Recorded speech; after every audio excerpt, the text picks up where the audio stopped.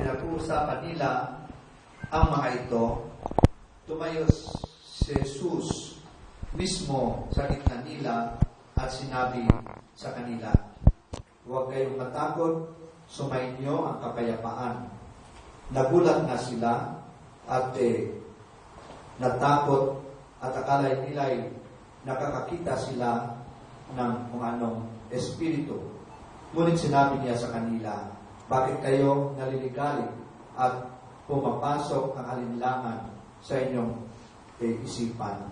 Tingnan ninyo ang aking mga kamay at mga paa. Ako nga siya. Ipuin ninyo ang aking Ipuin ninyo ako at unawain ninyo na walang laman ang mga buto, ang mga espiritu, at nakikita ninyo na meron ako." Hindi sila makapapaniwala sa labis na galak at nagtataka pa rin. Kaya sinabi niya sa kanila, "May makakain ba kayo?" At binigyan nila siya ng isang pirasong inihaw na isda.